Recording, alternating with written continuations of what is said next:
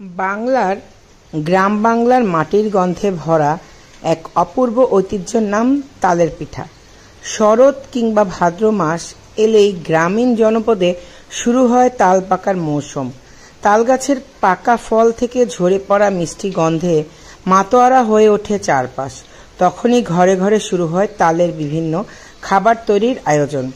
আর তার মধ্যে সবচেয়ে জনপ্রিয় হলো তালের পিঠা।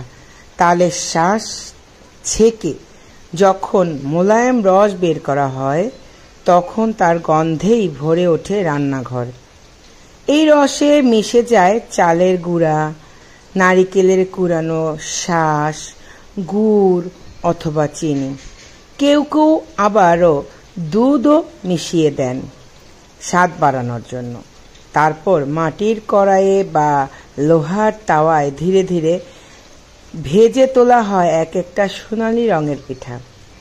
গরম গরম তালের পিঠার ঘ্রাণে শুধু ঘর নয়, আশেপাশের সবাই লোভে টেনে আসে। তালের পিঠার স্বাদ যেমন অতুলনীয়, তেমনি এর সাথে জড়িয়ে আছে আবেগ আর স্মৃতি। গ্রামের শিশুরা মাকে ঘিরে দাঁড়িয়ে থাকে যখন গরম গরম পিঠা হাতের মুঠোয় আসবে সেই অপেক্ষায়। দাদি নানির মুখে শোনা যায় গল্প, কিভাবে তাদের ছোটবেলায় একসাথে সবাই বসে তাল ছেঁকে পিঠা বানাতো। সেই মিলন মেলা শুধু খাবার নয়, বরং পারিবারিক আনন্দের এক বিশাল অংশ হয়ে থাকত।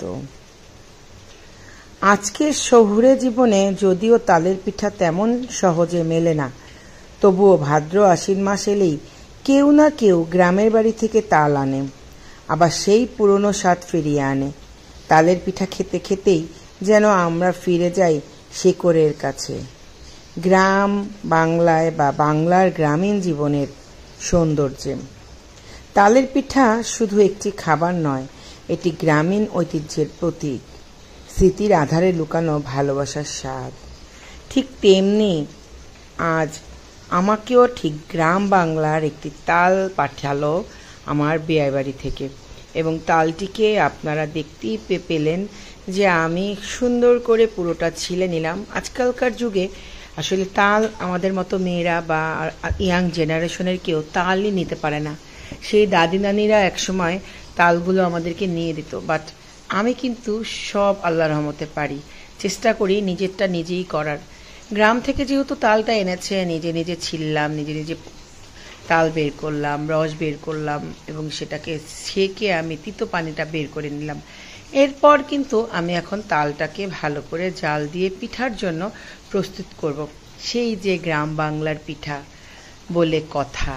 তো শহরে থাকি দেখি কি হয়েছে, অবশ্যই শহরে মেয়েরাও কিছু কিছু কিন্তু পিঠা বানাতে পারে। তো আমি তাদের মতোই হওয়ার চেষ্টা করি, বা চেষ্টা করি নিজের হাতে কিছু বানানোর। আমার তাল জাল দেওয়া হয়ে গেছে এবং সেটাকে আমি পিঠা তৈরি করব। পিঠাগুলো আমি ভেজে নিচ্ছি। দেখেন, একটি গরম তেলে মুচমুচে করে পিঠাটা ভেজে নেব। আর এই পিঠাটা কিন্তু একটু অল্প আঁচে ধীরে গতিতে আমাদেরকে ভাজতে হবে, আর মুচমুচে কুরকুরে হয়ে যাবে। তো ভিডিওটি ভালো লাগলে লাইক কমেন্টস দিয়ে আমাদের পাশেই থাকবেন, আর এভাবে তালের পিঠা বানিয়ে বানিয়ে খেয়ে নেবেন এই দিনে। আল্লাহ হাফেজ।